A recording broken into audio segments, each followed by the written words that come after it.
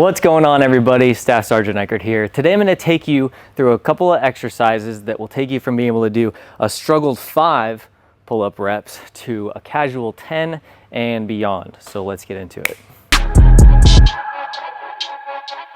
Alright, so this video is specifically designed for people who can already do pull-ups around 4 to 5 reps, and the 5th rep being like pretty hard to do. And we're just going to try to push past that plateau with a couple of exercises and different static holds you can do to really push past your plateau of 5 reps and get up into the 10, even 15, 20 range. I already have a video for people who can't do any pull-ups. Go check that out and then come back to here once you've done about 4 or 5 reps. So let's go ahead and jump into the exercises. We're going to use the bar for the first few exercises, and then we'll move into some weight manipulation, and I'll show you how to stack those together to get super quick results over the course of a couple weeks, and you'll be doing more reps in no time. All right, so the first thing is a lot of people will struggle with the range of motion of doing a pull-up, right? They'll be really strong at the low portion, which is just dead hang to about 90 degrees. So this is like the bottom half of the pull-up. They're really strong here. That's why you see a lot of people, they'll get to like here and then they just can't finish out that rep. And most of the time it's because we've practiced enough times doing pull-ups to fail at the bottom, so that becomes really strong. Plus it's, testing your muscles in a less contracted state. As you get higher, your muscles are getting more and more short, so it's harder to contract them, and we need to train that position to become better at it. So the first thing I suggest you do is hold yourself at 90 degrees. So hold yourself here. I call this a double arm mid-hold lock off. I know it's a bit of an obnoxious name, but about 10 seconds, drop, and repeat that process a few times. That's just one of the exercises. All right, so now we have control over our body in 90 degrees, just because what we're doing in that position is we're holding it so our body becomes comfortable in that position to prime it to get ready to pull past that. So I'm gonna have you do top half pull-ups, which is 90 degrees and above, chin above the bar. And you're not gonna come lower than 90 degrees. As soon as you hit 90 degrees, you're gonna go back up. It's about 3 to 4 reps. So here, 90 degrees, 1, 2, 3, 4, then drop down. Repeat that like 3 or 4 times. All right, so now for the tricky part. We're gonna work on an isometric contraction above the bar. And when I mean above the bar, don't just try to extend your neck and get your chin above the bar like you would if you were completing like a PFT or a pull-up test or something like that. Because yes, those reps count, but we're in training right now and we wanna overtrain, which means not like the wrong sense of the word, but we want to pull as hard as we can and really contract as far as we can. We want to do this in training, so then when our pull-ups count just breaching the surface of the bar with our chin, you've already practiced going higher, so it's going to make them a lot easier. So 10 seconds, we're going to get up to the bar. You can do a little hop, whatever it needs to get up to the top of the bar, and you're going to hold that position for 10 seconds, fully contracted. So hop,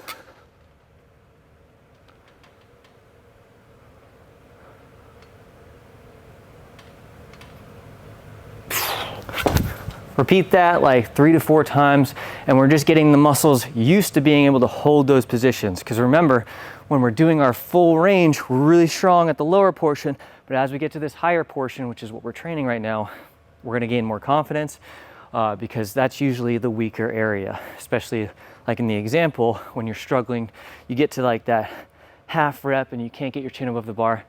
Those are just wasted reps and wasted strength. We want to be able to pull all the way through. All right, so now we're going to spice things up a little bit. We're going to add a little bit of weight training before we do those exercises. All we want to do here is try to isolate the biceps as much as possible. Usually the pull-up involves 3 muscle groups: your back, your forearms, and your biceps. So what we want to do is we want to pick one of those muscle groups, fatigue it out as much as possible, and then jump back on the bar and then hold those isometric contractions again. So we're going to aim for a half rep, which is that 90-degree hold for 10 seconds after we do a set of like 12 bicep curls. So these curls, I'm at 20 pounds right now. This works for me. All I'm gonna do is try to isolate and stimulate that bicep. I think it's 5, 6, 7, 8, 9, 10, 11, 12. Immediately put the dumbbells on the ground and then go up to the bar and then hold that 90 degrees. 3, 4, 5, 6, 7, 8, 9, 10. And the reason we do that is because we are fatiguing the biceps first. You've already practiced it without fatiguing any muscle groups first, so you knew how it felt, right? I wanted you to feel how it felt when everything was working together. So now, when you don't have your biceps to complement that exercise, your back and your forearms have to work in overdrive in order to compensate for the fatigued biceps we just did. Stacking these workouts like this together will improve your results much quicker, and you'll become insanely strong very fast because of how the dynamic stacking of these workouts works. All right, so now we rested a little bit. Let's do this again at the high position, and we're gonna do hammer curls this time, all right?